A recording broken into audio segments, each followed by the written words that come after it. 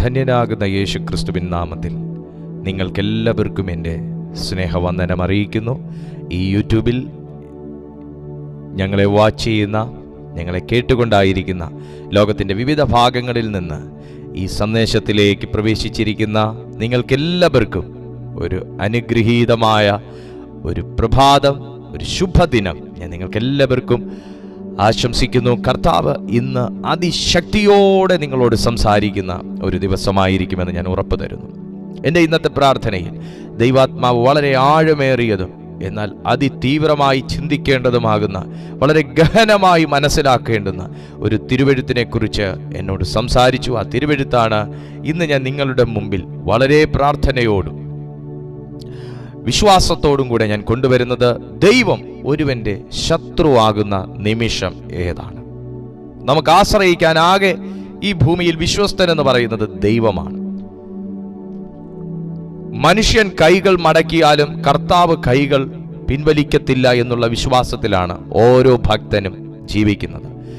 എന്നാൽ ദൈവം ഒരു ഭക്തന്റെ, ഒരാത്മീയൻ എന്ന് പറയുന്ന വ്യക്തിയുടെ, ഒരു ദൈവസ്വരം കേൾക്കുന്നവന്റെ, ദൈവം സംസാരിക്കുന്നവന്റെ പ്രതിയോഗിയായി മാറുന്ന ഒരു നിമിഷത്തെക്കുറിച്ച് നിങ്ങൾ എപ്പോഴെങ്കിലും ചിന്തിച്ചിട്ടുണ്ടോ? എന്നാൽ ഇന്ന് ഈ സന്ദേശം നമ്മെ ചിന്തിപ്പിക്കാൻ പോകുന്നത്, ദൈവത്തിന്റെ മിത്രങ്ങളായിരിക്കുന്നവൻ ദൈവത്തിന്റെ ശത്രുവാകുന്നത് എപ്പോഴാണ്? ദൈവം തന്നെ സംരക്ഷകനായിരിക്കുന്ന അതേ സ്ഥാനത്ത് ദൈവം പ്രതിയോഗിയായി ഒരുവന് മാറുന്ന സന്ദർഭം ഏതാണ്? ഇത് നിശ്ചയമായിട്ടും എല്ലാ ആത്മീയരും അറിഞ്ഞിരിക്കേണ്ട ഒരു വലിയ സത്യമാണ്. നമ്മൾ ഓരോരുത്തരും ചിന്തിക്കേണ്ടതും പഠിക്കേണ്ടതുമാകുന്ന ഒരു ഭാഗമാണ് ദൈവം ഇന്ന് നമ്മോട് സംസാരിക്കാൻ ആഗ്രഹിക്കുന്നത്. പ്രവചന ദൂതുകൾ കുറിച്ച് കേൾക്കാൻ, പ്രവചനത്തെക്കുറിച്ച് കേൾക്കാൻ നമ്മൾ ഓരോരുത്തരും വളരെ താല്പര്യമുള്ളവരാണ്. നിങ്ങൾക്കൊരു വിടുതലുണ്ടെന്നും നിങ്ങൾക്കൊരു അഭിവൃദ്ധി ഉണ്ടെന്നും കേൾക്കാൻ നമുക്കെല്ലാവർക്കും ഇഷ്ടമാണ്. നിങ്ങൾ അനുഗ്രഹിക്കപ്പെടുമെന്ന് കേൾക്കാൻ ഇഷ്ടമാണ്. നിങ്ങൾ തകർന്നു പോകത്തില്ലെന്ന് കേൾക്കാൻ ഇഷ്ടമാണ്. എന്നാൽ ആ പ്രവചന ദൂതുകളിലേക്ക് മാത്രം നമ്മുടെ ശ്രദ്ധയെ തിരിച്ചാൽ മതിയോ? പ്രവചനങ്ങൾ നമ്മുടെ ജീവിതത്തിൽ എപ്പോഴാണ് സാധ്യമാകുന്നത്? അതിന് ദൈവം അനുകൂലമായിരിക്കുമ്പോഴാണ് സാധ്യമാകുന്നത്. ദൈവം ശത്രുവായിരിക്കുന്ന ഒരു സന്ദർഭമുണ്ട്. ഇത്യാദി കാര്യങ്ങൾ മനസ്സിലാക്കാതെ നാം അതിൻ്റെ പുറകെ പോയിട്ട് ഒരു കാര്യവും ഇല്ല എന്നുള്ളതാണ്. സംഖ്യാപുസ്തകം 23-ാമത്തെ അധ്യായം 23-ാമത്തെ വാക്യത്തിൽ ഇങ്ങനെ വായിക്കുന്നു: ആഭിചാരം യാക്കോബിന് പറ്റുകയില്ല, ലക്ഷണവിദ്യ ഇസ്രായേലിനോട് ഫലിക്കുകയുമില്ല. നോക്കൂ, ആഭിചാരം യാക്കോബിന് പറ്റുകയില്ല, ലക്ഷണവിദ്യ ഇസ്രായേലിന് ഫലിക്കയില്ല. രണ്ട് കാര്യങ്ങളെക്കുറിച്ച് ദൈവാത്മാവ് പറയുന്നു: ആഭിചാരം, ലക്ഷണവിദ്യ. അത് ഒരു വ്യക്തിയെ തകർക്കാൻ വേണ്ടിയിട്ടുള്ളതാണ് എന്ന് പറയുമ്പോൾ, തകർച്ചയ്ക്ക് വേണ്ടി ചെയ്തത് ഒന്നും ഒരുവന്റെ മേൽ ഏൽക്കത്തില്ല. അതാരാണ് ആ കൂട്ടം? ദൈവം മിത്രമായിരിക്കുന്ന യാക്കോബും ദൈവം കൂടെ ഇരുന്ന് വഴി നടത്തുന്ന ഇസ്രായേലും. ആഭിചാരത്തിന് അതിൻ്റെതായ പ്രവൃത്തി ഉണ്ടെന്ന് തിരുവെഴുത്ത് തന്നെ പറയുമ്പോൾ, ആഭിചാരം ഒരു മനുഷ്യനെ മുടിച്ചു കളവാൻ സംഗതി വരുന്നു എന്ന് തിരുവെഴുത്ത് പറയുമ്പോൾ, ആഭിചാരം ചെയ്യുന്നവരുണ്ട് എന്ന് തിരുവെഴുത്ത് പഠിപ്പിക്കുമ്പോൾ, തിരുവെഴുത്ത് തന്നെ നമുക്ക് ഉറപ്പ് തരുന്നു അതും ഫലിക്കാത്ത ഒരു കൂട്ടരും കൂടെ തിരുവെഴുത്തിനകത്തുണ്ട്. ഇന്ന് പകലിൽ ഞാൻ ഈ തിരുവെഴുത്ത് പറഞ്ഞുകൊണ്ടിരിക്കുമ്പോൾ, ലോകം മുഴുവനും തകർത്ത് കളഞ്ഞ ഒന്ന് നിന്റെ നേരെ വന്നാലും, ലോകം മുഴുവനും തകർത്ത് കളഞ്ഞ ഒന്ന് നിനക്ക് നേരെ വന്നാലും, അത് ദൈവം മിത്രമായിരിക്കുന്ന എൻ്റെ മേൽ ഏൽക്കത്തില്ല, പറ്റത്തില്ല, ഫലിക്കത്തില്ലെന്ന് വിശ്വസിക്കുന്ന ദൈവമക്കൾ ഒരാമേൻ ഈ സമയം പറയണം. പറയുമ്പോൾ തന്നെ ഒരു വലിയ ദൈവിക അന്തരീക്ഷം അവിടെ തുറക്കപ്പെടും. നിനക്ക് നേരെ ഒന്നും വരത്തില്ലെന്നല്ല, അത് പറ്റത്തില്ല. നിനക്ക് നേരെ ഒന്നും ലക്ഷ്യം വെക്കത്തില്ലെന്നല്ല, പക്ഷെ നിനക്ക് ഫലിക്കത്തില്ല. അതാർക്കാണ്? ദൈവം അനുകൂലമായിരിക്കുന്നത്. എന്നാൽ ദൈവം പ്രതികൂലമായി ഒരു വ്യക്തിക്ക് മാറിയാൽ എന്തായിരിക്കും അവന്റെ അവസ്ഥ? അല്ലെങ്കിൽ ദൈവം എങ്ങനെയാണ് ഒരു വ്യക്തിക്ക് പ്രതികൂലമായും ശത്രുവായും മാറുന്നത്? ഇതാണ് നാം ഇന്ന് പകലിൽ ചിന്തിക്കാൻ പോകുന്നത്. താല്പര്യമുള്ള എല്ലാ ദൈവമക്കളും കരങ്ങളൊന്ന് ഉയർത്തി ദൈവത്തിന് സ്തോത്രം ചെയ്തേ. ദൈവം ഒരുവന്റെ ശത്രുവാകുന്നത് എപ്പോൾ? സംഖ്യാപുസ്തകത്തിൽ തന്നെ നമുക്ക് കാണാൻ കഴിയുന്നൊരു ഭാഗമുണ്ട്. അവൻ പോകുന്നത് കൊണ്ട് ദൈവത്തിന്റെ കോപം ജ്വലിച്ചു. അവൻ പോകുന്നത് കൊണ്ട്. എൻ്റെ എല്ലാ പോക്കും ദൈവഹിതമാണോ? എൻ്റെ എല്ലാ യാത്രകളും ദൈവഹിതമാണോ? എൻ്റെ എല്ലാ പ്രവർത്തികളും ദൈവപ്രസാദമാണോ? എൻ്റെ എല്ലാ ആരാധനയും ദൈവത്തിന് ഇഷ്ടമാണോ? എൻ്റെ എല്ലാ യാഗങ്ങളും ദൈവത്തിന് തന്നെയാണോ പോകുന്നത്? ദൈവം അതിൽ പ്രസാദിക്കുന്നുണ്ടോ? ഇതൊക്കെ നമ്മളിൽ ആരെങ്കിലും ചിന്തിക്കുകയോ പറയുകയോ ആരായുകയോ അന്വേഷിക്കുകയോ ചെയ്തിട്ടുണ്ടോ? നിങ്ങൾക്ക് കേൾക്കണോ? തിരുവെഴുത്ത് പഠിച്ചപ്പോൾ ഞാൻ ഞെട്ടിപ്പോയ ഒരു കാര്യം എന്താണെന്നറിയാമോ? ദൈവത്തെ കോഴ കൊടുത്തു കൂടെ നിർത്താൻ ശ്രമിച്ചവർ തിരുവെഴുത്തിനകത്തുണ്ട്. Oh Jesus! ദൈവത്തിന് കൈമണി കൊടുത്ത് കൂടെ നിർത്താൻ, ദൈവത്തിന് കൈമണി കൊടുത്ത് ദൈവത്തെ തന്റെ പാട്ടിലാക്കാൻ ശ്രമിച്ചവർ തിരുവെഴുത്തിലുണ്ട്. ഹല്ലേലൂയ! നിങ്ങൾക്ക് വളരെ വിചിത്രമായി തോന്നുന്നുവെങ്കിൽ ഞാൻ വചനസഹിതം ഇന്ന് നിങ്ങൾക്ക് തെളിയിച്ചു തരാം. എന്നാലും നിങ്ങൾ ഒരു സത്യം തിരിച്ചറിയണം. മനുഷ്യൻ മാറും, മനുഷ്യന്റെ ആരാധന മാറും, മനുഷ്യന്റെ ആരാധന ശൈലി മാറും, മനുഷ്യന്റെ വിശ്വാസം മാറും, മനുഷ്യന്റെ ദർശനം മാറും, മനുഷ്യന്റെ വാക്ക് മാറും. പക്ഷെ ദൈവത്തിന് ഒരു മുഖമേ ഉള്ളൂ, ദൈവത്തിന് ഒരു വാക്കേ ഉള്ളൂ, ദൈവത്തിന് ഒരൊറ്റ പദ്ധതിയേ ഉള്ളൂ. അത് നിന്നെ സംരക്ഷിക്കണമെന്നും നിന്നെ അനുഗ്രഹിക്കണമെന്നുള്ളതുമാണ്. തിരുവെഴുത്ത് ഞാൻ വായിക്കുന്നു. ദൈവത്തിന്റെ കോപത്തിന് 10 കാരണങ്ങളാണ് സംഖ്യാപുസ്തകം പഠിച്ചപ്പോ എനിക്കതിൻ്റെ 22-ാമത്തെ വാക്യത്തിൽ നിന്ന് എനിക്ക് മനസ്സിലാക്കാൻ കഴിഞ്ഞത്. അവൻ പോകുന്നത് കൊണ്ട് ദൈവത്തിന്റെ കോപം ജ്വലിച്ചു. ആരാണീ അവൻ? ബിലയാമാണീ അവൻ. ബിലയാമും ബാലാക്കും 2 കഥാപാത്രങ്ങളെ നമുക്ക് സംഖ്യാപുസ്തകത്തിൽ കാണാൻ കഴിയും. അതിൽ സീഹോനെയും ഓഗിനെയും ഇസ്രായേൽ ജനം തോൽപ്പിച്ചതാണ് ഇതിന്റെ എല്ലാം കാരണം.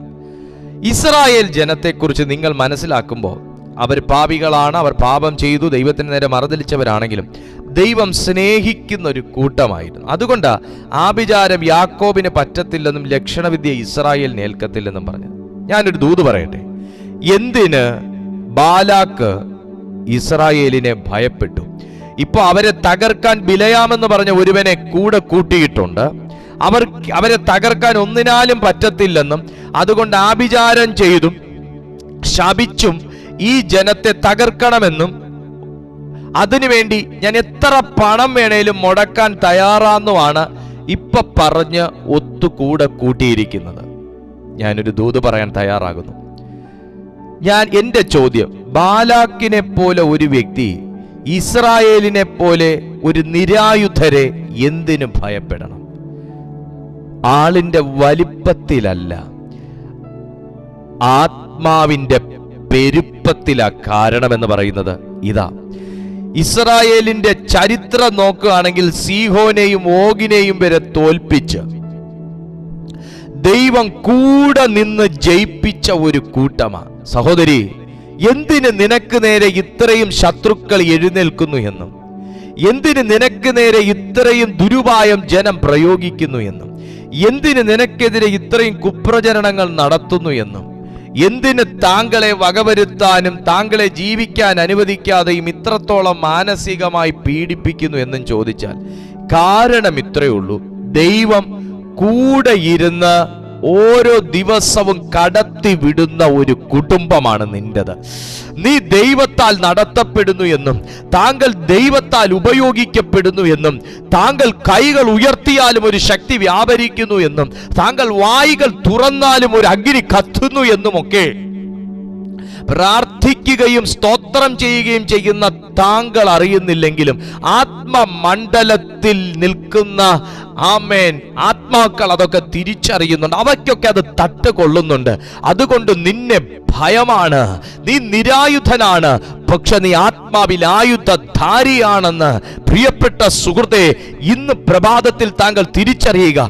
ആത്മാവിൽ ആയുധധാരികളാകുന്നവന്റെ പ്രാർത്ഥനയെ ഒരു ശത്രു ഭയപ്പെടുമ്പോൾ, ആത്മാവിൽ ആയുധധാരികളായ ഒരു ഭക്തനെ പിശാച് ഭയപ്പെടുമ്പോൾ, ആത്മാവിൽ ആയുധധാരികളായ ഒരു ആത്മീയനെ സാത്താനിക ലോകം ഭയപ്പെടുമ്പോൾ, ഒരു ബിലയാമിനെ എങ്കിലും കൂടെ കൂട്ടി ശപിച്ചോ, ആഭിചാരം ചെയ്തോ, ലക്ഷണവിദ്യ പറഞ്ഞോ, ദുഷ്ടത പ്രയോഗിച്ചോ, ദുരുപായം പ്രയോഗിച്ചോ, ഏഷണി കൂട്ടിയോ, കുറ്റം പറഞ്ഞോ, പീഡിപ്പിച്ചോ, നിന്നെ തകർത്ത് കളയാൻ ശത്രുക്കൾ എഴുന്നേൽക്കും. പക്ഷേ തിരുവെഴുത്ത് പറയുന്നു, ദൈവത്തെ ശത്രുവാക്കാതെ ദൈവമിത്രമായി കൂടെ നിൽക്കുന്നവന്റെ നേരെ ഒരു ദോഷവും പറ്റത്തില്ലെന്ന് ഇന്ന് പകലിൽ ദൈവാത്മാവ് ചിലരെ ഉണർത്തുകയാണ്.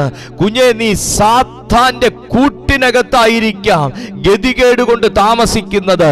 പിശാച് വിഴുങ്ങി വെച്ചിരിക്കുന്നവന്റെ കൂടായിരിക്കാം നീ ഇന്ന് താമസിക്കുന്നത്. പക്ഷേ അവനിൽ നിന്നുള്ള ഒരു ദോഷവും നിങ്ങൾക്കോ നിങ്ങളുടെ തലമുറകൾക്കോ തട്ടാതെ നിങ്ങളെ ഓരോ ദിവസവും ജയകരമായി നടത്തുന്ന ദൈവത്തിന്റെ അദൃശ്യ കരം ഇന്ന് പ്രഭാതത്തിൽ തിരിച്ചറിയുന്നെങ്കിൽ ആ കരത്തിനായി ഒരു സ്തോത്രം ചെയ്താട്ടെ. നടക്കത്തില്ലെന്നാ പറയുന്ന ദൈവം. പറ്റത്തില്ല, ഫലിക്കത്തില്ല. പറ്റുകയുമില്ല, ഫലിക്കുകയുമില്ല. പിന്നെ എപ്പോഴാ ദൈവം ഒരുവന്റെ ശത്രുവായി മാറുന്നത്? ഇവിടെ ദൈവം മിത്രമായിരിക്കുന്ന ഇസ്രായേലിനെയും യാക്കോബിനെയും കുറിച്ച് പറയുമ്പോൾ ദൈവം ശത്രുവായും പ്രതിയോഗിയായും മാറുന്ന ബിലയാമിനെ കുറിച്ചും കൂടെ ബൈബിൾ പറയുന്നുണ്ട്. ഞാനും നിങ്ങളും ഇസ്രായേലിൽ നിന്ന് ഒരു ബിലയാമിലേക്കായി പോകരുത്. ബിലയാം മാനസാന്തരപ്പെടുന്നുണ്ട്, പക്ഷെ അതിന് തൊട്ടു മുന്നേ ഒരു 10 തെറ്റ് ബിലയാം ചെയ്യുന്നുണ്ട്. ആത്മീയ ജീവിതത്തിൽ തെറ്റുകൾ ആകാമെന്ന് പറഞ്ഞാൽ തെറ്റുകൾ സംഭവിക്കാം, പക്ഷേ തെറ്റുകൾ ആവർത്തിക്കരുത്. അത് ദൈവത്തിന് പുറത്തുകൂടാത്തൊരു തെറ്റാ, പുറത്തുകൂടാത്തൊരു കാര്യമാണ്. നോക്കൂ, തിരുവെഴുത്ത് പറയുന്നത് എന്താണെന്ന്. അവിടെ നിന്ന് ഇസ്രായേൽ അമോര്യരുടെ രാജാവായ സ്തോത്രം അവൻ പോകുന്നത് കൊണ്ട് ദൈവത്തിന്റെ കോപം ജ്വലിച്ചു. അപ്പൊ ഇവിടെ ഒരു യാത്രയെ ചൂണ്ടിക്കാണിക്കുന്നു. ഈ യാത്ര ദൈവഹിതമാണോ? അല്ല. സഹോദരങ്ങളെ, നിങ്ങളൊരു സത്യം മനസ്സിലാക്കണം. എൻ്റെ എല്ലാ പോക്കും ദൈവഹിതമല്ല. എൻ്റെ എല്ലാ യാത്രകളും ദൈവഹിതമല്ല. എൻ്റെ എല്ലാ തീരുമാനങ്ങളും ദൈവഹിതമല്ല. ദൈവം പറഞ്ഞത് കേൾക്കാൻ തയ്യാറല്ലാത്ത ഒരുവനാണ് ദൈവം ശത്രുവായി മാറുന്നത്. നമ്പർ 1 മനസ്സിലാക്കിക്കോ. 10 പോയിന്റുകളായി ഈ വാക്യത്തിനകത്ത് പറയും. 22-ാമത്തെ അധ്യായത്തിൽ നിന്ന് 10 വാക്കുകളാണ് പരിശുദ്ധാത്മാവ് മാറ്റിവെച്ചേക്കുന്നത് ദൈവം ഒരു വ്യക്തിക്ക് ശത്രുവാകുന്നത് എപ്പോഴാണെന്നുള്ളതിനെ കുറിച്ച്. നിങ്ങൾ ദൈവത്തിന്റെ മിത്രവും ദൈവം നിങ്ങളുടെ ചങ്ങാതിയുമായി ഇരിക്കുന്നിടത്തോളം കാലം ശത്രുവിന്റെ ഒരു പദ്ധതികളും എനിക്കും നിങ്ങൾക്കും പേടിക്കാനില്ല. എന്നാൽ എപ്പോഴാണോ ഞാൻ ദൈവശബ്ദത്തിന് വിപരീതമായി പ്രവർത്തിക്കുന്നത്, ആ സെക്കൻഡ് മുതൽ എൻ്റെ ജീവിതത്തിൽ തകർച്ചകൾ കാണാൻ തുടങ്ങും. നമ്മുടെ വിചാരം നമ്മുടെ എല്ലാ കാര്യങ്ങളും ദൈവത്തിന് പ്രസാദമാണ്. നമ്മുടെ എല്ലാ പ്രാർത്ഥനകളും, നമ്മുടെ യാഗങ്ങൾ, നമ്മുടെ തീരുമാനങ്ങൾ, ഇതെല്ലാം ദൈവത്തിന് പ്രസാദകരമാണ് നമുക്ക് തോന്നും. എന്നാൽ എല്ലാ കാര്യവും ദൈവത്തിന് പ്രസാദകരമല്ല സുഹൃത്തെ.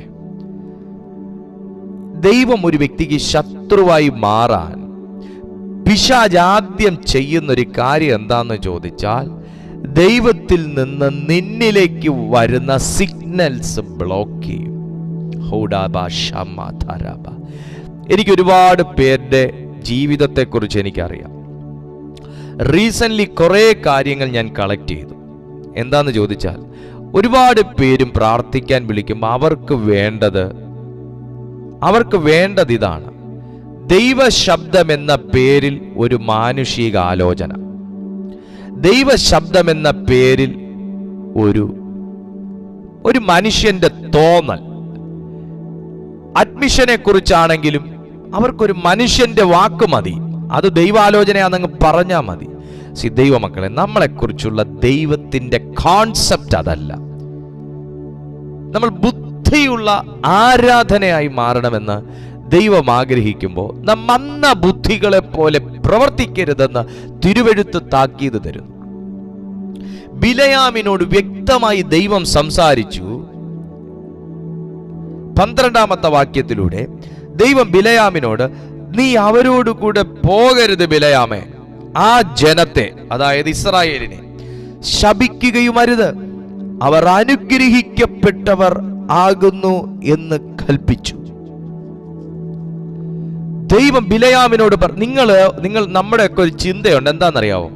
കർത്താവ് എന്നെ കാണുന്നില്ല, കർത്താവ് എൻ്റെ പ്രാർത്ഥന കേൾക്കുന്നില്ല, ദൈവത്തിന് എന്നെക്കുറിച്ചൊരു വിചാരവും ചിന്തയും ഓർമ്മയും ഒന്നുമില്ല, ദൈവം എന്നെ അറിയുന്നില്ല, ദൈവം എൻ്റെ കാര്യത്തിന് പ്രവർത്തിക്കുന്നില്ല. പക്ഷെ ദൈവമക്കളെ, ഇസ്രായേൽ ജനത്തോടും യാക്കോബിനോടൊന്നും പറഞ്ഞിട്ടൊന്നും അല്ല ദൈവം ഇവിടെ അവർക്കെതിരെ പദ്ധതി ഒരുക്കുമ്പോൾ ഇടപെടുന്നത്.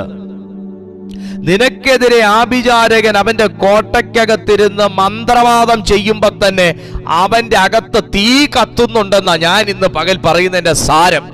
നിനക്കെതിരെ ശത്രു ഒരു പദ്ധതി ഒരുക്കുമ്പോ തന്നെ അതിന്റെ എല്ലാ പ്രത്യാഘാതങ്ങളുടെയും തുടക്കം അവനവിടെ അറിയുന്നുണ്ടെന്നാ ഞാൻ പറഞ്ഞു വന്നതിന്റെ സാരം.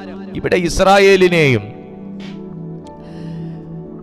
യാക്കോബിനെയും ഒക്കെ തകർത്ത് കളയാൻ വേണ്ടി ശത്രു പദ്ധതി ഒരുക്കുമ്പോ തന്നെ ബിലയാമിനോട് ദൈവം ഇടപെടുകയാ.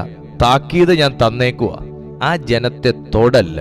അങ്ങനെ പറയുന്നൊരു ദൈവമുണ്ട് കേട്ടോ പ്രിയപ്പെട്ട സുഹൃത്തെ, അങ്ങനെ പറയുന്നൊരു ദൈവമുണ്ട്. നിനക്ക് നേരെ പിശാചി കൈ ഓങ്ങുമ്പോ തന്നെ തൊടരുത് എന്ന് പറയുന്നൊരു ദൈവമുണ്ട്.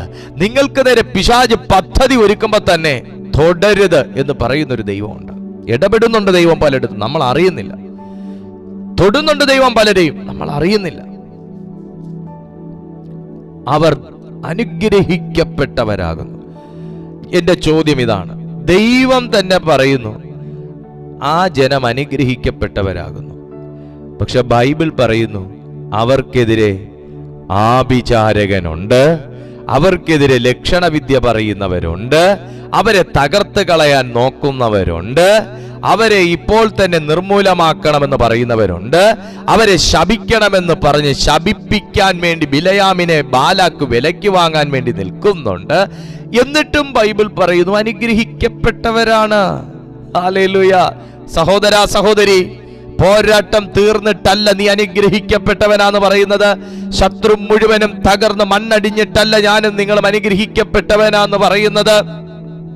എനിക്കെതിരെ ഇനി ഒരു പൈശാചിക പദ്ധതി വെളിപ്പെടാതിരിക്കുമ്പോഴല്ല ഞാനും നിങ്ങളും അനുഗ്രഹിക്കപ്പെട്ടവനാന്ന് പറയുന്നത്.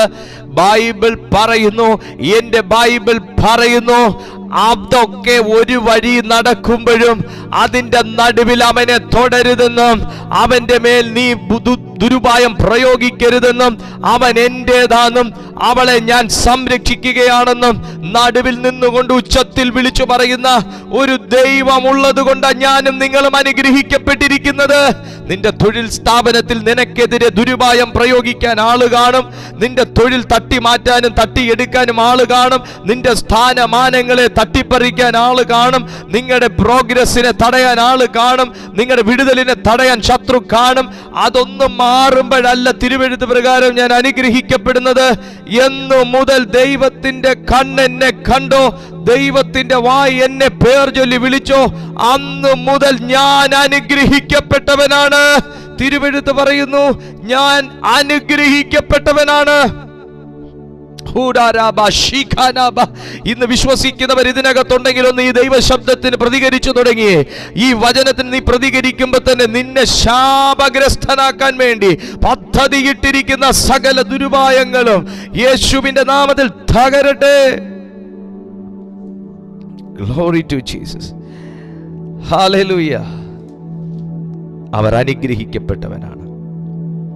ഇതൊന്നും കേൾക്കാതെ ബിലയാം ഒരുപാട് തെറ്റുകൾ ദൈവത്തോട് ചെയ്തു. 10 തരത്തിലുള്ള തെറ്റ് ചെയ്തു. എന്തൊക്കെയായിരുന്നു അത്? ഒന്ന്, ദൈവകോപം ബിലയാമിന്റെ നേരെ വെളിപ്പെടാനും ബിലയാമിന്റെ യാത്രയിൽ ഒരു തടസ്സം നേരിടാനും കാരണം ദൈവത്തിന്റെ കോപമാണ്. പ്രിയപ്പെട്ട സുഹൃത്തേ, നിങ്ങൾ തുടങ്ങി വെച്ച ഒരു കാര്യം അത് ദൈവഹിതമാണെന്ന് ഉറപ്പുവരുത്തണം. തടസ്സങ്ങളൊക്കെ ജീവിതത്തിൽ വരുമ്പോൾ ഒന്ന് പുനഃപരിശോധന ചെയ്യുന്നത് നല്ലതാ. ബിലയാം കഴുതയ്ക്ക് കോപ്പിട്ട് സ്റ്റാർട്ട് ചെയ്തതും ദൈവം പ്രതിയോഗിയായി തൻ്റെ മുമ്പിൽ ഇറങ്ങി. ചില കാര്യങ്ങളൊക്കെ ദൈവ ശബ്ദത്തിന് തന്നെയാണോ ചെയ്തത് എന്ന് നിങ്ങൾ ഇന്ന് ഒന്ന് പരിശോധിക്കണം. എൻ്റെ ഇഷ്ടം ദൈവത്തിൻ്റെ ഇഷ്ടമെന്നും എൻ്റെ മാനുഷിക ആലോചന ദൈവാലോചന എന്നും എൻ്റെ പദ്ധതി ദൈവ പദ്ധതി എന്നും ഒക്കെ ഞാൻ അതിന് പേര് മാറ്റിയിട്ടോ എന്നൊന്ന് ചിന്തിക്കുന്നത് നല്ലതാണ്. കാരണം ദൈവത്തിൻ്റെ കോപത്തിൻ്റെ 10 കാരണം ബൈബിൾ പറയുമ്പോൾ ഇങ്ങനെയാ പറയുന്നത്. ബിലയാം ആദ്യം ദൈവത്തോട് ചെയ്ത തെറ്റ് ദൈവവചനത്തോടും അതിൻ്റെ സത്യസന്ധതയോടുമുള്ള ബിലയാമിൻ്റെ ബഹുമാനമില്ല. സഹോദരങ്ങളെ, ബൈബിൾ തുറന്നു വെച്ചിട്ട് എൻ്റെ കൊച്ചിന് ആഫ്രിക്കയിലേക്കാണോ അന്റാർട്ടിക്കയിലേക്കാണോ പോകാൻ ദൈവം പറയുന്നതെന്ന് തുറന്നു നോക്കല്ല. ഭയത്തോടെ വേണം ദൈവവചനം എടുക്കാനും വിറയലോടെ വേണം അവൻ്റെ നാമം ഉരുവിടാൻ. ചിലരൊക്കെ പ്രാർത്ഥിക്കാൻ വിളിച്ചിട്ട്, എനിക്ക് കർണാടക ഡിസ്ട്രിക്റ്റിൽ ഇത്ര ഏക്കർ കാപ്പിത്തോട്ടം കിടപ്പുണ്ട്, കാപ്പി കൃഷിക്കിപ്പം വലിയ ലാഭമൊന്നുമില്ല, ഞാനവിടെ ഏത്തൻ്റെ വാഴ ഏത്തൻ്റെ കന്ന് കൊണ്ടുവെക്കാൻ ദൈവാത്മാവ് പറയുന്നുണ്ടോ എന്ന് പ്രവചിച്ചു പറയണമെന്നൊക്കെ പറഞ്ഞ് എന്നെ പലരും വിളിക്കാറുണ്ട്. എനിക്ക് അവരോടൊക്കെ സഹതാപം മാത്രമേ ഉള്ളൂ. ഞാൻ കാര്യമായിട്ടാണ് പറയുന്നത്. ഞാൻ സാക്ഷിയായ ഒരു കാര്യമാണ്. അതെന്ത് ചെയ്യാൻ കർത്താവ് പറയുന്നു? കാപ്പി കൃഷിയൊക്കെ ഭയങ്കര നഷ്ടമാണ്. അതെന്ത് ചെയ്യാൻ കർത്താവ് പറയുന്നു? കൊടുക്കാൻ പറയുന്നു. കൊടുക്കാൻ പറയുന്നു. എന്നാ പിന്നെ അടുത്ത എത്ര കോടിക്ക് കൊടുക്കാൻ പറയുന്നു? ഇതൊക്കെ ചോദ്യം, ഇതൊക്കെ പ്രാർത്ഥനാ വിഷയം. പ്രാർത്ഥനാ വിഷയത്തിനും വേണ്ട ഒരു ക്വാളിറ്റി. ഹല്ലേലൂയ. ദൈവം ഒരു വ്യക്തിക്ക് ശത്രുവാകാൻ ഇതിലും വലിയ ഒരു ഷോർട്ട് കട്ട് വേറെയില്ല. പ്രാർത്ഥനാ വിഷയത്തിനും വേണം ഒരു ക്വാളിറ്റി. എന്റെ കുഞ്ഞ് ഏത് ഗ്രൂപ്പ് എടുക്കാൻ കർത്താവ് പറയുന്നു? കുഞ്ഞ് സയൻസ് എടുത്തോന്നും കമ്പ്യൂട്ടർ സയൻസ് എടുത്തോന്നും മെഡിസിന് പൊക്കോന്നും മെഡിസിന് പോണ്ട ജയിക്കത്തില്ല കോമേഴ്സിന് പൊക്കോന്നും പറയാൻ വേണ്ടി കർത്താവ് എഡ്യൂക്കേഷൻ ഡിപ്പാർട്ട്മെന്റിലാണോ ജോലി ചെയ്യുന്നത്? ദൈവശബ്ദത്തെ എന്താക്കി ഒരു മനുഷ്യൻ മാറ്റിയിരിക്കുന്നു. പ്രവാചകനെ എന്ത് കണ്ണോടെ ഒരു മനുഷ്യൻ കാണുന്നു. നമ്മളതൊക്കെ പഴയ നിയമത്തിലേക്കൊന്ന് പരതണം. പ്രവാചകനെ ഏത് നിലയിലാണ് കണ്ടതെന്ന്. Hallelujah, praise to Jesus. നമ്മുടെയൊക്കെ പ്രാർത്ഥന വിഷയങ്ങൾക്കകത്തും ഒരു ക്വാളിറ്റി വേണം. ദൈവം ശത്രുക്കളായി നമ്മുടെയൊക്കെ ജീവിതങ്ങളിൽ നിൽക്കാനുള്ളതിന്റെ പരമോന്നതമായ കാരണം എന്ന് പറയുന്നത് നമ്മൾ ഓരോരുത്തരുമാണ്. സാത്താൻ അതിനകത്ത് എന്നെ കൈമലർത്തി എന്നറിയാവോ? ഞാൻ ഇതിൽ നിരപരാധിയാ, ഈ രക്തത്തിൽ എനിക്ക് പങ്കില്ലെന്നാ സാത്താൻ പറയുന്നേ. ഇതൊക്കെ നിങ്ങളുടെ പ്രവൃത്തി കൊണ്ടാന്ന് സാത്താൻ പറഞ്ഞ സാത്താനായതുകൊണ്ട് നമ്മൾ അതും വിശ്വസിക്കത്തില്ല. പക്ഷെ പുള്ളി അങ്ങനെ പറയുന്നുണ്ടെങ്കിൽ പുള്ളി പറയുന്ന കറക്റ്റാ. കാരണം നമ്മുടെയൊക്കെ ചിന്തകൾ, ഇവിടെ ബിലയാമിന്റെ കാര്യത്തിൽ പറഞ്ഞു വന്നപ്പോഴാ, ബിലയാം ഇത് തന്നെ കാര്യം. താഴോട്ട് വായിക്കുമ്പോൾ മനസ്സിലാവും. ബിലയാമിന് ഇത് തന്നെ കാര്യം. ബിലയാമിന് പണം കൊണ്ടുവന്നത് കുഞ്ഞെ പണം ഒന്ന് എല്ലാ വഴിയിൽ നിന്നും ഈ അനധികൃതമായി പണം വരുന്നുണ്ടെങ്കിൽ സൂക്ഷിച്ചോ, അത് ദൈവം തരുന്നതല്ല. അത്യാഗ്രഹം കയറുമ്പോ ഉണ്ടല്ലോ, നോക്കിക്കോ, അത് പിശാച് നിന്റെ ഉള്ളിൽ പ്രവർത്തിക്കും. ഞാൻ താഴോട്ട് വായിക്കുമ്പോൾ മനസ്സിലാവും. അത്യാഗ്രഹം എത്ര കിട്ടിയാലും തികയത്തില്ല.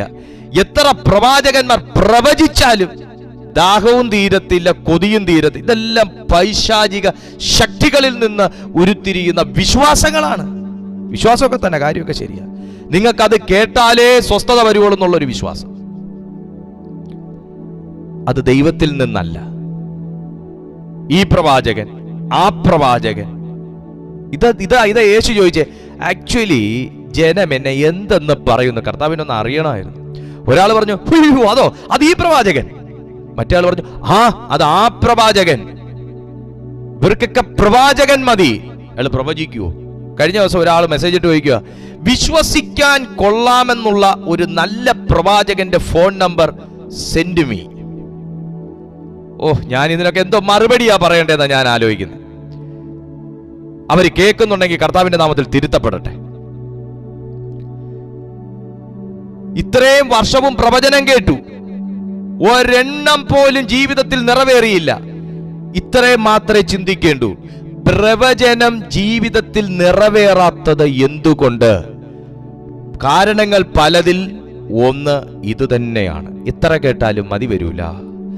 എന്തുകൊണ്ട് പ്രവചിച്ചത് ജീവിതത്തിൽ നടക്കുന്നില്ല എന്ന് ചിന്തിക്കില്ല.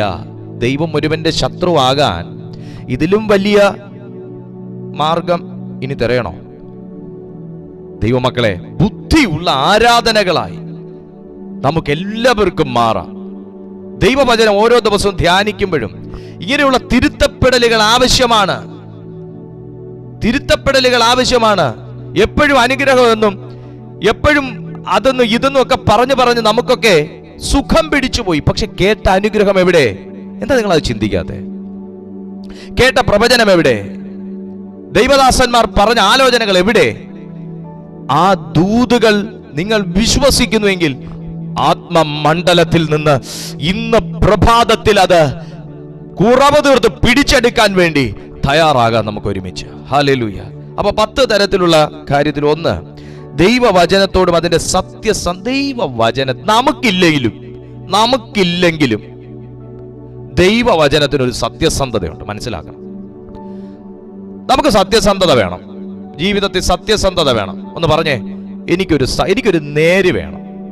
ഒരു നേര് വേണം. ജീവിതത്തിൽ ഒരു നേര് വേണം. പക്ഷേ നമുക്ക് എല്ലാവർക്കും സെയിൻസ് ആയിട്ട് ജീവിക്കാൻ പറ്റുമോ? വിശുദ്ധന്മാരായിട്ട് ജീവിക്കാൻ പറ്റുമോ? ദൈവത്തിന് കഴിയാത്തതൊന്നുമില്ലെന്നാ ബൈബിൾ പറയുന്നത്. എൻ്റെ മേൽ ക്രിസ്തുവിന്റെ ആത്മാവ് ഇരുന്നിട്ട് ഞാൻ ആ വാക്ക് ചോദിക്കാൻ പാടുണ്ടോ?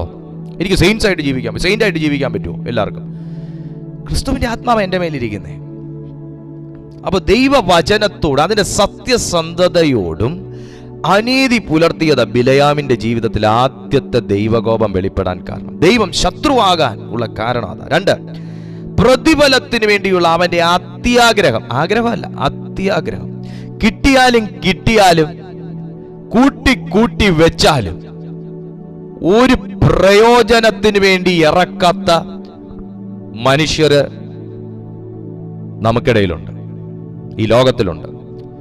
പക്ഷെ അതൊക്കെ ഒരു ഫ്ലഡിൽ എടുത്തോണ്ട് പോയാലും കുഴപ്പമില്ല. പക്ഷെ സാധാരണക്കാരന് പ്രയോജനപ്പെടരുത്. അതൊക്കെ ഒറ്റ സ്റ്റെപ്പിൽ ബാങ്ക് ഡെബിറ്റ് ചെയ്തുകൊണ്ട് പോയാലും കുഴപ്പമില്ല. ആ ചാർജ് ഈ ചാർജ് എന്ന് പറഞ്ഞ്. പക്ഷേ അതൊരു പൊതുപ്രയോജനത്തിന് പ്രയോജനപ്പെടുത്താത്തവരുണ്ട്. അതൊക്കെ ഒറ്റ സ്റ്റെപ്പിന് ആ ടെസ്റ്റ് ഈ ടെസ്റ്റ്, ആ സ്കാനിങ് ഈ സ്കാനിങ് എന്ന് പറഞ്ഞ് ലക്ഷങ്ങൾ അങ്ങോട്ട് ഇറങ്ങിയാലും കുഴപ്പമില്ല. പക്ഷേ അത് ദൈവ മഹത്വത്തിന് വേണ്ടി ഇറക്കാൻ തയ്യാറാകാത്തവരുണ്ട്.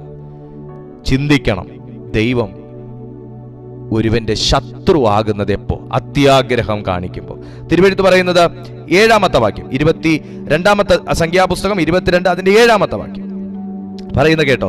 കയ്യിലെടുക്കുന്ന നോക്കിയോ, ബിലയാനെ സാത്താൻ കയ്യിലെടുക്കുന്ന നോക്കിയോ. 7-ാമത്തെ വാക്യത്തിൽ മോവാബ്യ മൂപ്പന്മാരും മിദ്യാന്യ മൂപ്പന്മാരും കൂടി കയ്യിൽ പ്രശ്നദക്ഷിണയുമായി ബിലയാമിന്റെ അടുക്കൽ ചെന്നു. ബാലാക്കിന്റെ വാക്കുകളെ അവനോട് പറഞ്ഞു. പ്രശ്നദക്ഷിണ. ആദ്യത്തെ സ്തോത്ര കാഴ്ച കണ്ടപ്പോ കണ്ണ് മഞ്ഞളിച്ചു. പിന്നെ പറയുന്നതെല്ലാം എതിരാണ്. സ്തോത്ര കാഴ്ച കാണുമ്പോ, പണം കാണുമ്പോ കൂറു മാറരുത്, ഗ്രൂപ്പ് മാറരുത്, ആത്മാവ് മാറരുത്. ഹല്ലേലൂയ. ആത്മാവ് മാറി കയറി ഇറങ്ങല്. അതൊരിക്കലും ഒരു നല്ല ലക്ഷണമല്ല. അതൊരിക്കലും ഒരു നല്ല ആത്മീയന് ഭൂഷണവുമല്ല. എൻ്റെ മേൽ വ്യാപരിക്കേണ്ടത് ദൈവത്തിന്റെ ആത്മാവ് മാത്രമാണ്. എൻ്റെ മേൽ ശത്രുവിന്റെ ആത്മാവ് വരരുത് എന്ന് പകലിൽ നിങ്ങൾ കൽപ്പിക്കാൻ തയ്യാറാകുക. അപ്പൊ പ്രതിഫലത്തിന് വേണ്ടിയുള്ള അവന്റെ അത്യാഗ്രഹം. അതുപോലെ തന്നെ 7-ാമത്തെ വാക്യം കഴിഞ്ഞ് 17-ാമത്തെ വാക്യത്തിൽ നോക്കുമ്പോൾ, ഞാൻ നിന്നെ ഏറ്റവും ബഹുമാനിക്കും, നീ എന്നോട് പറയുന്നതൊക്കെയും ഞാൻ ചെയ്യാം, വന്ന് എനിക്ക് വേണ്ടി ഈ ജനത്തെ ശപിക്കണമേ എന്ന് സിപ്പോരിന്റെ മകനായ ബാലാക്ക് പറയുന്നു എന്ന് പറഞ്ഞു. ഞാൻ നിന്നെ ബഹുമാനിക്കാം. യേശുവിനോട് പറഞ്ഞല്ലോ, ഞാൻ നിനക്ക് രാജ്യത്തിന്റെ എല്ലാ മഹത്വവും തരാം. വീണ് പോകല്ലേ. പിശാചി വന്നിട്ട് പറയും, ഞാൻ നിന്നെ ഉയർത്താം, കുഴപ്പമില്ല, നീ ചെയ്തോ, ഒരു പ്രാവശ്യത്തേക്കല്ലേ, കുഴപ്പമില്ല, നീ ചെയ്തോ, ഞാൻ നിന്നെ ബഹുമാനിക്കാം, ഞാൻ നിന്നെ സംരക്ഷിച്ചോളാം. സാത്താൻ പലതും പറയും. വീണു പോകല്ല. അത്യാഗ്രഹം, അതിമോഹം, ആർത്തി. തിരിച്ചറിയണം സാത്താന്റെ തന്ത്രം. ദൈവം നിന്റെ ശത്രുവായി മാറുന്ന 2-ാമത്തെ പോയിന്റ്. 3, തന്നെ പോകുവാൻ അനുവദിക്കുന്നതിന് ദൈവത്തെ പ്രേരിപ്പിക്കാൻ നോക്കിക്കൊണ്ടുള്ള അവന്റെ കപടഭക്തി. ആരുടെയാ? ബിലയാമിന്റെ കപടഭക്തി. കാണുന്നവർക്ക് ഭയങ്കര ഭക്തിയാ, ഭയങ്കര ഇതാന്നൊക്കെ തോന്നും. പക്ഷെ ഭക്തിയുടെ പേര് കപടഭക്തി എന്ന. എന്തിനാത്? ദൈവത്തെ മനസ്സ് മാറ്റാൻ. മാനസാന്തരപ്പെടേണ്ടത് മനുഷ്യനാണ്, ദൈവമല്ല. ദൈവത്തിന് മാനസാന്തരത്തിന് വേണ്ടി കപടഭക്തി കാണിച്ച് ദൈവത്തെ പാട്ടിലാക്കാൻ നോക്കുന്ന ബിലയാം. വാക്യം 19. ആകയാൽ യഹോവ ഇനിയും എന്നോട് എന്തരുളി ചെയ്യുമെന്ന് ഞാൻ അറിയട്ടെ, നിങ്ങളും രാത്രി ഇവിടെ പാർക്കുമെന്ന് ഉത്തരം പറഞ്ഞു. അടുത്തതാ ദൈവം ആദ്യമേ പറഞ്ഞു, നീ ഈ പണിക്ക് പോവല്ല, നീ ആ കൂട്ടത്തിന്റെ കൂടെ പോകരുത്, അവർ ദൈവത്താൽ അനുഗ്രഹിക്കപ്പെട്ട കൂട്ടമാണ്, നീ അവരെ ശപിക്കല്ല, ഞാൻ പറയാതൊന്നും നീ ചെയ്യരുത് എന്ന് പറഞ്ഞിട്ട് പണത്തിന്റെ കനം കണ്ടപ്പോ, വാഗ്ദാനങ്ങൾ കേട്ടപ്പോ ബിലയാം ആ കൂട്ടത്തിലേക്ക് അങ്ങ് ചേരും. അടുത്ത് പറയുക, ഞാൻ ദൈവം എന്ത് പറയുന്നു എന്ന് കേൾക്കട്ടെ. ഇതല്ലേ ലോകത്തിന് വേണ്ടത്? കർത്താവ് എന്ത് പറയുന്നു? അത് കഴിഞ്ഞ് അടുത്തൊരു നമ്പറിൽ വിളിച്ചു, കർത്താവ് എന്ത് പറയുന്നു? ആണോ? കർത്താവ് അവിടുന്ന് പോകണ്ടെന്ന് പറഞ്ഞോ? എന്നാ പിന്നെ ഏതിലേക്കാ ചേരേണ്ടത്? എങ്ങോട്ടാ പോകേണ്ടത്? എന്നാ പോകേണ്ടത്? എപ്പോഴാ പോകേണ്ടത്? ആലോചനയുണ്ടോ? അതുണ്ടോ? ഇതുണ്ടോ? ദൈവമക്കളെ, ബുദ്ധിയുള്ള ആരാധനയായി മാറ്. നമ്മൾ ആലോചനയ്ക്ക് പോകുന്നതിന്റെ കൂട്ടത്തിൽ ദൈവത്തിന്റെ ശത്രുത എന്റെ പുറകെ ഉണ്ടെന്നുള്ള ആലോചന നമുക്കുള്ളത് നല്ലതാ. ഹല്ലേലൂയ. അടുത്ത 4-ാമത്തെ പോയിന്റ്, ഇസ്രായേലിനെ ശപിക്കാൻ അവൻ കാണിക്കുന്ന ആഗ്രഹവും ശ്രമവും. ദൈവം പറഞ്ഞു ശപിക്കല്ല, പക്ഷേ പണത്തിന്റെ മുമ്പിൽ, വാഗ്ദാനങ്ങളുടെ മുമ്പിൽ അവന്റെ കണ്ണ് മഞ്ഞളിച്ച് ദൈവത്തിന് എതിരായി പ്രവർത്തിക്കുന്നു. 5-ാമത്തത്, ദൈവകൽപ്പനയ്ക്ക് വിപരീതമായിട്ടായാലും പോകുന്നത് സംബന്ധിച്ച് അവന്റെ പിടിവാശി. ആത്മീയ ജീവിതത്തിൽ നിന്ന് പിടിവാശി ഒറ്റ കാര്യത്തിനെ പാടുള്ളൂ. എന്താണെന്നറിയാവോ? സാത്താന് കീഴ്പ്പെടത്തില്ല, പാപം ചെയ്യത്തില്ല. ഈ കാര്യത്തിനെ പിടിവാശി പാടുള്ളൂ. ബാക്കിയുള്ള ഒരു കാര്യത്തിനും ഇത് പാടില്ല. അനാരോഗ്യകരമായ പിടിവാശി ജീവിതത്തിൽ വലിയ തകർച്ചകൾ വിളിച്ചു വരുത്തും. വാക്യം 19 മുതൽ 35 വരെ വായിക്കും, ഞാൻ വായിക്കുന്നില്ല. പിടിവാശി, പോകാനുള്ള പിടിവാശി. ദൈവം പറഞ്ഞു പോകരുത്, അവൻ പോകാനുള്ള, മോവാബിയ കൂട്ടത്തിലൂടെ പോകാനുള്ള പിടിവാശി. അപ്പൊ പിടിവാശികൾ, ദൈവം ഒരു വഴിക്ക് പോകരുത്, നിങ്ങൾ അത് ചെയ്യരുത്, നിങ്ങൾ അവിടെ ആ വ്യക്തിയുമായിട്ട് സഹകരിക്കരുത്. ഇതൊക്കെ ദൈവം നമ്മുടെ പ്രാർത്ഥനയിൽ ദൈവം വ്യക്തിപരമായി നമ്മളോട് വെളിപ്പെടുത്തിയാൽ ആ ശബ്ദം നമ്മൾ തിരിച്ചറിയുക, അതിന് നാം അനുസരണം കാണിക്കുക. അല്ലാതെ പിടിവാശി ജീവിതത്തിൽ വെച്ചുകൊണ്ടിരുന്നാൽ പിശാചല്ല, ദൈവം തന്നെ നമുക്ക് ശത്രുക്കളായി മാറും. ദൈവം തന്നെ നമ്മുടെ ശത്രുവായി മാറുമെന്നുള്ളതാണ്. ദൈവത്തിന്റെ നല്ലതും പൂർണ്ണവുമായ ഹിതം തിരിച്ചറിയുന്നതിനുള്ള ആഗ്രഹമില്ലായ്മ, പൂർണ്ണതയുള്ള നന്മയും പൂർണ്ണതയും പ്രസാദവുമുള്ള ദൈവഹിതം ഇന്നതെന്ന് തിരിച്ചറിയുവാൻ മനസ്സ് പുതുക്കി രൂപാന്തരപ്പെടാൻ പൗലോസ്ലീഹ പറയുമ്പോൾ, രൂപാന്തരപ്പെട്ട ഒരു മനസ്സിന് മാത്രമേ ദൈവഹിതം ഗ്രഹിക്കാൻ കഴിയുകയുള്ളൂ. ഹല്ലേലൂയ. 7-ാമത്തെ വാക്ക്, വഴി പിഴച്ച പോക്ക്. 8-ാമത്തേത്, ആളുകൾ അവനെ വിളിക്കുന്നതിന് മുൻപേ വിളിക്കുന്നത് വരെ കാത്തിരിക്കാതെ അതിരാവിലെ ഇസ്രായേലിന്റെ ശത്രുക്കളോടൊപ്പം പോയത്. വാക്യം 20 കിടപ്പുണ്ടത്. ഓക്കെ. രാത്രിയിൽ ദൈവം ബിലയാമിന്റെ അടുക്കൽ വന്നു, ഇവർ നിന്നെ വിളിക്കുവാൻ വന്നിരിക്കുന്നു, എങ്കിൽ പുറപ്പെട്ട് അവരോടുകൂടെ പോകാം, ഞാൻ നിന്നോട് കൽപ്പിക്കുന്ന കാര്യം മാത്രമേ ചെയ്യാവുള്ളൂ എന്ന് കൽപ്പിച്ചു. ബിലയാം രാവിലെ എഴുന്നേറ്റ് കഴുതയ്ക്ക് കോപ്പിട്ട് മോവാബ്യ പ്രഭുക്കന്മാരോടുകൂടെ പോയി. ദൈവം ചെയ്യാൻ പറഞ്ഞിടത്തേക്കും ദൈവം പോകാൻ പറഞ്ഞ രീതിയിലും അല്ല ബിലയാം ചെയ്യുന്നത്. യോനായുടെ ചരിത്രം തന്നെ ഇവിടെ ഏറ്റവും നല്ല ഉദാഹരണമാണ്. ദൈവം പോകാൻ പറഞ്ഞു, അദ്ദേഹം പോയി. പക്ഷെ ദൈവം പോകാൻ പറഞ്ഞെടുത്തല്ല പോയത്. ദൈവമക്കളെ, ദൈവം നമ്മുടെ ജീവിതത്തിൽ വഴി തുറക്കുന്നില്ല, ദൈവം നമ്മളോട് പ്രസാദിക്കുന്നില്ല, കർത്താവ് കരുണ കാണിക്കുന്നില്ല എന്നൊക്കെ പറയുമ്പോൾ നമ്മളൊക്കെ പോകുന്നു, നമ്മളൊക്കെ ഭക്തി കാണിക്കുന്നു. പക്ഷെ ദൈവം പലപ്പോഴും അതിനെയൊക്കെ കപടഭക്തിയുടെ കാറ്റഗറിയിൽ പെടുത്തിയിട്ടുണ്ടോ എന്നൊക്കെ നമ്മൾ അന്വേഷിക്കണം. പോകുന്ന വഴിക്ക് എന്തുകൊണ്ട് പ്രതികൂലം നിൽക്കുന്നു നമ്മൾ അന്വേഷിക്കണം. എല്ലാ കാര്യവും എല്ലാ ശബ്ദവും ദൈവത്തിൽ നിന്ന് തന്നെയാണോ അന്വേഷിക്കണം. ബൈബിൾ പറയുന്നു, ദൈവം പറഞ്ഞ വഴിക്കല്ല, അവർ വിളിക്കുന്നതിന് മുന്നേ രാവിലെ എഴുന്നേറ്റ് കഴുതയ്ക്ക് കോപ്പിട്ട് മോവാബ്യ ദേശത്തിന്റെ കൂടെ പോയി, മോവാബ്യ കൂട്ടത്തിന്റെ കൂടെ പോയി. കൂടാൻ പാടില്ലാത്തടുത്ത് കൂടരുത്, പോകാൻ പാടില്ലാത്തടുത്ത് പോകരുത്, ചെയ്യാൻ പാടില്ലാത്തത് ചെയ്യരുത്. ദൈവത്തിന്റെ ശത്രുത്വം നമ്മുടെ ജീവിതത്തിൽ നിഴലിച്ചു നിൽക്കും.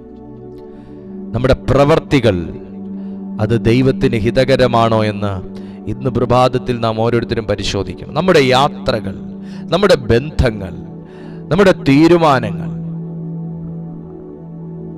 ഇതെല്ലാം നമ്മുടെ ആഗ്രഹങ്ങൾ, ഇതെല്ലാം ദൈവത്തിൻ്റെ കൂട്ടായ്മ നമ്മളോടുകൂടെ നിലനിർത്തുന്നതാണോ എന്ന് പരിശോധിക്കണം. ദേ നോക്കിയേ, അടുത്ത പോയിന്റ്, ആവർത്തിച്ചുള്ള യാഗത്തിൽ കൂടെ പ്രതിഫലം കിട്ടുവാനായി തന്നോടൊപ്പം സഹകരിക്കാൻ ദൈവത്തെ പ്രേരിപ്പിക്കാൻ നോക്കി. ദൈവത്തിന് കോഴ കൊടുത്ത് ദൈവത്തെ കൂടെ നിർത്താൻ. ചിലരുടെ വിചാരം ദൈവഹിതമില്ലായ്മ ഒത്തിരി പ്രാർത്ഥിച്ചാൽ നടക്കുമെന്നാണ്. എന്നുവെച്ചാൽ ദൈവത്തിന് ഹിതമല്ലാത്തൊരു കാര്യം, ദൈവത്തിന്റെ പദ്ധതി അല്ലാത്തൊരു കാര്യം ഒത്തിരി പ്രാർത്ഥിപ്പിക്കുമ്പോഴും ജീവിതത്തിൽ നടക്കുന്ന തെറ്റിദ്ധാരണ ശുദ്ധ മണ്ടത്തരമാണ്. അതാ ഞാൻ പറഞ്ഞേ, ബുദ്ധിയുള്ള ആരാധനയായി നമ്മൾ എല്ലാവരും മാറാനുള്ള സമയം കഴിഞ്ഞു. കാരണം ഇവിടെ ബിലയാം ഇത് തന്നെ ചെയ്തു. എന്താ? ആവർത്തിച്ചുള്ള യാഗത്തിൽ കൂടി പ്രതിഫലം കിട്ടുവാനായി തന്നോടൊപ്പം സഹകരിക്കാൻ ദൈവത്തെ പ്രേരിപ്പിച്ചു. കർത്താവിന് കോഴ കൊടുക്കാൻ തയ്യാറാകുക. കർത്താവിന്റെ ഹിതമല്ലായ്മ കർത്താവ് ഹിതമാക്കി മാറ്റാനും ഇവരുടെ കൂടെ നിൽക്കാനും ഇസ്രായേലിനെ ശപിക്കാനുള്ള അനുവാദം കിട്ടാൻ ദൈവത്തിന് യാഗം കൂടുതൽ കൊടുക്കുന്നു. എത്ര ഉപവാസം എടുത്താലും കർത്താവിന് ഹിതമല്ലാത്ത ഒരു കാര്യം നിങ്ങളുടെ മുമ്പിൽ ജീവിതത്തിൽ സാധ്യമാകാൻ പോകുന്നില്ല. എത്ര പ്രാർത്ഥിച്ചാലും നമ്മുടെ ജീവിതത്തിൽ തിരുത്തപ്പെടലുകളെ കുറിച്ച് നാം ബോധവാന്മാരാകാത്തിടത്തോളം കാലം പ്രാർത്ഥനയ്ക്ക് ഉത്തരം കിട്ടാൻ പോകുന്നില്ല. Still he is waiting for our repentance. നാം മനസ്സ് പുതുക്കി രൂപാന്തരപ്പെടാൻ വേണ്ടി ദൈവം വെയിറ്റ് ചെയ്യുകയാണെങ്കിൽ, നാം എവിടെയെങ്കിലും എന്തെങ്കിലുമൊക്കെ സത്യം തിരിച്ചറിയാൻ വേണ്ടി ദൈവം ആഗ്രഹിക്കുകയാണെങ്കിൽ, നാം ചില തീരുമാനങ്ങൾ കൂടെ എടുക്കാൻ വേണ്ടി ദൈവം ആഗ്രഹിക്കുകയാണെങ്കിൽ, കർത്താവ് നമ്മുടെ വാഗ്ദത്തങ്ങളും വാതിലുകളുടെയും ഒക്കെ തുറവികളെ കുറച്ചൊന്ന് ലാഗ് ചെയ്യിക്കും, ഡിലേ ചെയ്യിക്കും. ഇവിടെ ഉപവാസവും പ്രാർത്ഥനയും യാഗങ്ങളും ഒന്നിനുമേൽ നടത്തിക്കൊണ്ടിരിക്കുകയാണ്. പക്ഷേ ദൈവം ശത്രു ആകാനല്ലാതെ ഈ യാഗങ്ങൾ ഉപകരിക്കുന്നില്ല. എപ്പോഴും നമ്മുടെ പ്രാർത്ഥനകളും നമ്മുടെ ആഗ്രഹങ്ങളും നമ്മുടെ ജീവിതമൊക്കെ ദൈവഹിതത്തോട് കൂടെയാണോ എന്ന് നമ്മൾ ഓരോരുത്തരും ഉറപ്പുവരുത്താനുള്ള ഒരു ഉത്തരവാദിത്വം ഒരു ആത്മീയൻ എന്നുള്ള നിലയിൽ നമ്മുടെ ജീവിതത്തിലുണ്ട്. പ്രതിഫലം കിട്ടാൻ സാധ്യമായ എല്ലാ മാർഗങ്ങളും ഉപയോഗിക്കാനുള്ള അവന്റെ മനസ്സ്. പണം കിട്ടുമെന്നറിഞ്ഞപ്പോൾ, ഒത്തിരി മാനിക്കൂന്ന് പറഞ്ഞപ്പോൾ സാധ്യമായ എല്ലാ വഴികളും വിലയാൻ നോക്കുകയാണ് ഇസ്രായേൽ മക്കളെ, ദൈവം അനുകൂലമായിരിക്കുന്നവരെ തകർക്കാൻ. ദൈവമക്കളെ, ഇന്ന് ഈ പകലിൽ നമ്മൾ ഓരോരുത്തരും തിരിച്ചറിയണം, ധനം ദൈവത്തിന് നിയോഗവും ദൈവം തുറക്കുന്ന വഴിയിൽ കൂടെയുമാണ് നമുക്ക് വരുന്നത് എന്ന് ഉറപ്പുവരുത്തണം. അമിത ലാഭത്തിനു വേണ്ടി ഒന്നും ചെയ്യല്ല. പ്രതിഫലം ഒരുപാട് കിട്ടാൻ വേണ്ടി ഒരിക്കലും അനീതിക്ക് കൂട്ടുനിൽക്കല്ല. ജീവിതത്തിൽ പച്ച പിടിക്കാൻ വേണ്ടി കള്ളം ചെയ്യരുത്, മോഷ്ടിക്കരുത്, കളവ് പറയരുത്, പാപം ചെയ്യല്ല. പ്രതിഫലം കിട്ടാനായി സാധ്യമായ എല്ലാ മാർഗങ്ങളും ഉപയോഗിക്കാനുള്ള അവന്റെ മനസ്സിനെയാണ് ദൈവം വെറുത്തത്. ആ സെക്കൻഡാ ദൈവത്തിന്റെ ശത്രുതയും കോപവും തൻ്റെ മേൽ വെളിപ്പെട്ടത്. ദൈവം അനുകൂലിക്കുകയും ദൈവം കൂടെ നിൽക്കുകയും ചെയ്യുന്ന ഒരു കൂട്ടത്തെ നശിപ്പിക്കാൻ വേണ്ടി ബിലയാം എന്തൊക്കെയാണ് ബുദ്ധിഹീനതയോടുകൂടെ ചെയ്ത് പ്രവർത്തിച്ചു വെച്ചിരിക്കുന്നത്. ഇനിയും ദൈവം ബിലയാമിന്റെ സുഹൃത്തായി നിൽക്കുവോ? ഇല്ല. ദൈവം പോകരുതെന്ന് പറഞ്ഞ് പോയത് കൊണ്ട് കഴുതയ്ക്ക് കോപ്പിട്ട് കയറിയതും തിരുവെഴുത്ത് പറയുന്നു, യഹോവയുടെ ദൂതൻ അവന് പ്രതിയോഗിയായി നിന്നു. യഹോവയുടെ ദൂതൻ അവന് പ്രതിയോഗിയായി നിന്നു. ദൈവം തൻ്റെ ദൂതന്മാരെ അഴിച്ച് നമുക്ക് വഴി ഒരുക്കുമെന്നും വിടുവിക്കുമെന്നും തിരുവെഴുത്ത് പറയുമ്പോൾ, ദൈവത്തിൻ്റെ ദൂതൻ തന്നെ വഴി അടയ്ക്കുന്ന ഒരു വ്യക്തിയായി മാറുന്നത് എപ്പോഴാണെന്ന് ചോദിച്ചാൽ, ഒന്ന്, ദൈവം സ്നേഹിക്കുന്നവന് എതിരായി എന്തെങ്കിലും ചെയ്യാനോ പറയാനോ പ്രവർത്തിക്കാനോ തയ്യാറാകും. രണ്ട്, ദൈവഹിതമില്ലായ്മയ്ക്ക് നാം ഇറങ്ങി പുറപ്പെടുമ്പോൾ. ഇന്ന് ജീവിതത്തിൽ ദൈവഹിതമില്ലായ്മയായി ഞാൻ എന്തെങ്കിലും ചെയ്തിട്ടുണ്ടെങ്കിൽ, കർത്താവിന് പ്രസാദകരമല്ലാത്ത എന്തെങ്കിലും ഞാൻ ചിന്തിച്ചിട്ടുണ്ടെങ്കിൽ, പറഞ്ഞിട്ടുണ്ടെങ്കിൽ, ഇന്ന് ഞാൻ അതിന് മാപ്പ് ചോദിക്കുന്നു എന്ന് പറയുക. തിരുവെഴുത്ത് പറയുന്നു, 23 സംഖ്യാപുസ്തകം 23:24 പറയുന്നു, 23:23 തന്നെ പറയുന്നു, ദൈവം എന്തെല്ലാം പ്രവർത്തിച്ചിരിക്കുന്നു എന്നേ പറയാവൂ. അതിൻ്റെ തുടക്കം ഇതാണ്: ആഭിചാരം യാക്കോബിന് പറ്റുകയില്ല, ലക്ഷണവിദ്യ ഇസ്രായേലിന് ഫലിക്കുകയുമില്ല. ഇപ്പോൾ യാക്കോബിനെക്കുറിച്ചും ഇസ്രായേലിനെക്കുറിച്ചും ദൈവം എന്തെല്ലാം പ്രവർത്തിച്ചിരിക്കുന്നു എന്നേ പറയാവൂ. ദൈവമക്കളെ, നമുക്കെതിരെ ശത്രു എന്തെല്ലാം പ്രവർത്തിച്ചിരിക്കുന്നു, ഓക്കെ, പക്ഷേ അത് എൻ്റെ മേൽ പറ്റാതിരിക്കാൻ ദൈവം എനിക്ക് വേണ്ടി എന്തെല്ലാം പ്രവർത്തിച്ചിരിക്കുന്നു. ശത്രു എനിക്ക് വേണ്ടി ഒത്തിരി കുഴികളും പദ്ധതികളും ഒക്കെ ഒരുക്കി ദോഷം നിരൂപിച്ചു, ശപിച്ചു, എനിക്ക് വിരോധമായി ജനത്തെ എഴുന്നേൽപ്പിച്ചു. പക്ഷേ ദൈവം എനിക്ക് വേണ്ടി എന്തെല്ലാം ചെയ്തിരിക്കുന്നു എന്നേ പറയാവൂ. എനിക്കും നിങ്ങൾക്കും വേണ്ടി ദൈവം തുറക്കാതെ ഒരു വാതിൽ തുറക്കത്തില്ല. നമുക്കൊക്കെ വേണ്ടി കർത്താവ് ഒരുക്കാതെ ഒന്നും ഒരുക്കപ്പെട്ട് വരത്തില്ല. ഇന്ന് ഈ പകലിൽ, ഈ സന്ദേശത്തിൽ എവിടെയെങ്കിലുമൊക്കെ നമുക്കൊരു മാനസാന്തരം വരാനുണ്ടെങ്കിൽ, അതെ, നമ്മുടെ പ്രാർത്ഥനാ വിഷയങ്ങൾക്കും വേണം ഒരു ക്വാളിറ്റി. നമ്മുടെ പ്രാർത്ഥനാ വിഷയം ദൈവത്തെ പ്രസാദിപ്പിക്കാനുള്ളതും ദൈവത്തിനൊരു മറുപടി പറയാനും കൂടെ ഉള്ളതുമായി തീരട്ടെ. എവിടെയെങ്കിലുമൊക്കെ നമ്മുടെ സ്വാർത്ഥ താല്പര്യങ്ങൾക്ക് വേണ്ടി ദൈവശബ്ദമെന്നോ ദൈവാലോചനയെന്നോ ദൈവഹിതമെന്നോ ഒന്നും നമ്മൾ തേടിപ്പോകാതെ, ഈ ലോകത്തിൻ്റെ കാറ്റിനാൽ അലയുന്ന ഓട പോലെ നമ്മളൊന്നും ആയിപ്പോകാതെ, ഉപദേശത്തിന്റെ കാറ്റിനാൽ അലയുന്നവരായി പോകാതെ, ഇന്ന് പകലിൽ ദൈവ ഇഷ്ടം എന്തെന്ന് തിരിച്ചറിയുക. ബിലയാമിനോട് ഒറ്റ വാക്കിൽ ദൈവം പറഞ്ഞു, നീ പൊയ്ക്കോ, പക്ഷെ ഞാൻ പറയുന്നത് നീ പറയാവുള്ളൂ. നോക്കൂ, ദൈവം തരാത്തതൊന്നും പറയല്ല, ദൈവം അയക്കാത്തടുത്ത് പോകല്ല, ദൈവം തരാത്തത് വാങ്ങല്ല. Praise to Jesus. ദൈവം ശത്രുവായി മാറുന്ന ഘട്ടം പലപ്പോഴും നമ്മുടെ തന്നെ സ്വാർത്ഥത കൊണ്ടാണ് എന്നുള്ളതാണ് ഈ സന്ദേശം നമുക്ക് തരുന്ന പാഠം. അതേ ദൈവമക്കളെ, ബിലയാമിനോട് ദൈവം പറഞ്ഞ ശബ്ദങ്ങൾ ബോധപൂർവം ബിലയാം മറക്കാൻ ശ്രമിച്ചത്, ബാലാക്ക് തനിക്ക് കൊടുക്കാമെന്നും മോവാബ്യ പ്രഭുക്കന്മാരും മൂപ്പന്മാരും തനിക്ക് കൊടുക്കാമെന്ന് പറഞ്ഞ സമ്മാനങ്ങളുടെ മുമ്പിൽ കണ്ണു മഞ്ഞളിച്ചിട്ടാണ്. ലോകം, മോഹം, പാപം, പിശാച്, ഇതൊക്കെ നമ്മുടെ കണ്ണിനെ മഞ്ഞളിപ്പിച്ച് വശീകരിച്ച് ദൈവത്തെ നമ്മുടെ ശത്രുവാക്കാനായി ശ്രമിക്കുമ്പോൾ ദൈവകൃപയുള്ളൊരു മനുഷ്യൻ പറയും, ലോകവും അതിൻ്റെ മോഹവും ഒഴിഞ്ഞു പോകും, ദൈവ ഇഷ്ടം ചെയ്യുന്നവനോ എന്നേക്കും നിലനിൽക്കും. നമുക്ക് ഓരോരുത്തർക്കും ദൈവ ഇഷ്ടം ചെയ്യുന്ന ദൈവത്തിൻ്റെ മക്കളായി മാറാം. അപ്പോഴാണ് ശത്രു അവിടെ ചെയ്യാനുള്ളതെല്ലാം ചെയ്താലും കർത്താവ് പറയുന്നത്, അവരെ തുടരുത്, അവർ അനുഗ്രഹിക്കപ്പെട്ടവരാകുന്നു. നമുക്ക് കണ്ണുകൾ അടയ്ക്കാം. പിതാവേ, ഈ പ്രഭാതത്തിലെ ഈ സന്ദേശം ഞങ്ങളുടെ ജീവിതത്തിൽ ഞങ്ങളുടെ കണ്ണ് തുറന്നു തന്നതിനായി സ്തോത്രം. നാഥ, ഞങ്ങളുടെ ജീവിതത്തിൽ ദൈവത്തിൻ്റെ കൂട്ടായ്മ വർദ്ധിപ്പിക്കാൻ, ദൈവത്തിൻ്റെ സഹായവും സഹകരണവും സംരക്ഷണവും വർദ്ധിപ്പിക്കാൻ ദൈവമേ, ഞങ്ങൾ എങ്ങനെ ജീവിക്കണമെന്നും എന്ത് ചെയ്യണമെന്നും എങ്ങനെ പോകണമെന്നും ഞങ്ങളെ ഉപദേശിക്കണേ. ലോകത്തിൻ്റെ ഓരോ തന്ത്രങ്ങളും തിരിച്ചറിഞ്ഞ് അതിനോട് എതിർത്ത് നിൽക്കാനുള്ള കൃപ ഈ ജനത്തിനും ഞങ്ങൾക്കെല്ലാവർക്കും പകർന്നു തരണമേ. ഞങ്ങളെ ഒരുമിച്ച് അനുഗ്രഹിക്കണേ. ഈ പ്രഭാത സന്ദേശം അനേകരുടെ ഹൃദയങ്ങളെ സ്പർശിക്കട്ടെ, അനേകരുടെ കണ്ണ് തുറക്കട്ടെ. ദൈവകൃപയിൽ ഞങ്ങൾ ശരണപ്പെടുന്നു. ഞങ്ങളെ അനുഗ്രഹിച്ചാട്ട് യേശുവിൻ നാമത്തിൽ തന്നെ, ആമേൻ. എല്ലാ ദിവസവും രാവിലെ 6:30 നടക്കുന്ന രാവിലെ 6:30 വൈകുന്നേരം 6:30 നടക്കുന്ന ഞങ്ങളുടെ ഈ ലൈവ് സർവീസിൽ പങ്കെടുക്കുന്ന എല്ലാവരെയും ഓർത്ത് ദൈവത്തിന് സ്തോത്രം ചെയ്യുന്നു. ഇതെല്ലാ ദിവസവും ഉള്ള മീറ്റിംഗ് ആണ്. നിങ്ങൾ തുടർമാനമായി ജോയിൻ ചെയ്യുക. നോട്ടിഫിക്കേഷൻ ലഭിക്കാൻ ഈ ചാനൽ സബ്സ്ക്രൈബ് ചെയ്തിട്ടില്ലെങ്കിൽ ചെയ്യുക. നിങ്ങളുടെ പ്രാർത്ഥനാ വിഷയങ്ങൾ വാട്സാപ്പിലൂടെ അല്ലാതെ ഞങ്ങളുടെ ഈ നമ്പറിൽ നിങ്ങൾ അറിയിച്ചാൽ ഞങ്ങൾ നിങ്ങൾക്കായി പ്രാർത്ഥിക്കാം. മറ്റുള്ളവർക്കും കൂടെ ഞങ്ങളുടെ ഈ സന്ദേശം അയച്ചു കൊടുക്കുക.